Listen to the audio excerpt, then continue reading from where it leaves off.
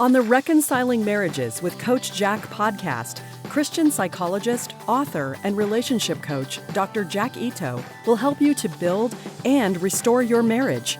By learning just a few relationship skills, you can help your spouse enjoy your relationship more while getting more love and affection from your spouse. Listen to Coach Jack as he helps you with one more step toward a marriage both you and your spouse will love. If you want to reconcile and your spouse stopped wearing his or her wedding ring, should you continue to wear yours? The answer depends on your approach and your spouse's resolve. Matching is the basis of all connection. So when we are working to reconcile, should we take off our wedding ring to match our spouse? Or should we leave it on to show our continued commitment? Reconciling is not a single-step process. The wrong action can create more emotional distance and further damage our efforts to reconcile. The right action, done too soon, can also reduce emotional connection. Just like a relationship when you are single, you have to go through several phases of relationship building. Only that last phase is seeking commitment and expressing our own. What does this mean? It means that in the last phase, you both will be wearing your wedding rings. What does your spouse taking off his or her wedding ring mean? Unless it is to manipulate you or hurt you, which are two common behaviors in conflicted relationships, it means that your spouse is not committed to you at this moment. Your spouse is not in love with you at this moment. It is a behavior which helps us to understand where we are at this point in our relationship. What you need to know is it does not matter whether your spouse wants to reconcile or not at the beginning stages.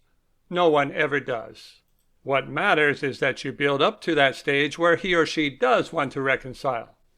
Asking your spouse to reconcile when your relationship is bad is like asking someone to marry you before you have even gone on one date.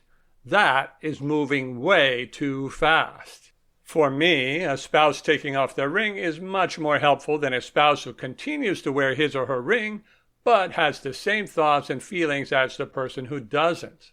Many times, people don't understand the depths of their spouse's feelings until they take such an action. There are 7 steps in the relationship building process. If your spouse is not complaining, you may think that your relationship is somewhere near the end of those steps, especially if things seem to be going along okay. Complaints may clue you in that they are actually somewhere in the middle. Your spouse taking off his or her wedding ring and saying he or she is done is a great clue that you are closer to step 1. Everyone starts relationships at step 1. Many relationships are restarted at step 1. We never ask someone to marry us or recommit to us when we are at step 1. We have to build up to step 7 first. When people try to jump from step 1 to step 7, they get rejected, of course. When we are on the first step, we need to work to go to step 2. The chances of reconciling depend mainly on a person's ability to grow their relationship step by step, and does not depend on the other person's initial feelings or commitment. Now let's talk about whether you keep your wedding ring on. You first need to consider the message you are conveying by wearing your wedding ring. If you tell your spouse you want to reconcile and work things through, but you take your ring off, then you are sending a mixed message. I never recommend sending mixed messages. They create doubt and confusion. One of the basic principles of good relationships is to make sure your behavior matches your words and vice versa. This is the essence of clear communication. Of course, if you are communicating commitment too soon, before your spouse wants commitment, it will just get you more rejection because what you desire differs from what your spouse desires. Keep in mind another basic principle of good relationships is to create connection by matching the desires, values, and beliefs of the person you want to connect to. Would you start wearing a wedding ring when first meeting and dating someone? Probably not, because that person would not be ready to commit to you. It would not make sense to commit to a person who does not yet want to commit. It's the wrong step for early relationships. Even if you have been married for 30 years, your relationship may have returned to step 1 of the relationship building process. Relationship success, like any success, requires the right steps in the right order at the right pace. To reach any goal in life, we must always start from where we are, then work through the steps to get to our goal, where we want to be. I know you want to be committed, but that is the goal, not the starting point. Let me share with you why I don't use a pursuit approach to help my clients reconcile. The pursuit approach creates problems for reconciling. Pursuing someone who does not want to be pursued creates rejection. They will avoid being very friendly or interactive for fear of giving you false hope about the relationship. That will make it harder for you to develop the relationship further. I don't have any of my clients use a pursuit approach since their spouses are not wanting commitment and it hinders rather than helps creating connection. I have them take their ring off if their spouse has, along with other empathy messages that create an early connection. Their ring will go back on at a later stage when their spouse once again wants commitment. Like all relationships, starting with validation rather than pursuit creates similarity, improves relaxation, reduces distancing behavior, and helps the relationship to grow.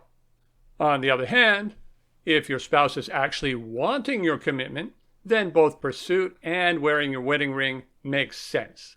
But in that case, your spouse has taken off his or her wedding ring in order to manipulate you rather than to end your relationship. Your spouse has used it as a wake-up call. Determining whether your spouse is doing an intervention to get you to pursue or whether your spouse actually wants to end your marriage changes little except your starting point in working on rebuilding. My first meeting with a client is determining the correct starting point and getting them started on the skills to move forward in the relationship building process. That is exactly the same thing you should be doing. That is how you make progress. Reconciling means restarting, typically without a ring. You may not feel like taking your ring off because of your commitment to your spouse. That is natural. It seems to be moving in the opposite direction from what you want. I have helped many people to improve their sexual relationship by backing off sexual pursuit and instead helping their spouse to enjoy them non-sexually. That also seems backwards to a lot of people. Pursuing commitment from a person who doesn't want it, like pursuing sex with a person who doesn't want it, results in rejection. It is necessary to step back to where they are comfortable and then to build forward from there. While we are at it, let me say that fighting is the worst way to get either sex or commitment, yet is probably the most common way for people to try to get both. Reconciling depends on gradually building feelings in our spouse from where they are to where we want to be. That is no different from what single people do when they go from first date to getting married. The best way to reconcile is to restart the initial relationship from the point where your spouse currently is. Starting anywhere ahead of that brings rejection. Many people need coaching help with the first steps, but then are able to continue relationship growth on their own. If you can't identify first steps to take, then you may want to get a little help with that. It's going to differ from person to person depending on their degree of connection and attraction. The less connection and attraction your spouse has with you, the more you are toward beginning relationship steps. Learn to think like a coach to reconcile or reach any goal. Real relationship coaches are not counselors. They are coaches. They are less concerned with your feelings than they are with your skills. Coaches provide training and skills to help someone to reach their goals. It doesn't matter whether it is for sports, business, or relationships. Coaches believe that good feelings follow success and not the other way around. We must do what works regardless of how hard it is. We get good things by doing hard things. Your spouse taking off his or her ring is not the time to sit around waiting for your feelings to improve. It is the time to work on what will help to rebuild and restore your relationship with your spouse. You can develop your own success style of thinking by asking yourself whether something is helpful or not. Successful people put aside feelings to work on achieving goals. Good feelings follow. Unsuccessful people put aside what is helpful to be true to their feelings. Typically, no progress is ever made. If it feels good, do it, is a recipe for disaster. If it's helpful, do it, is a recipe for success. If you want to have success thinking, then regardless of how you feel, decide which action will help you achieve your goal.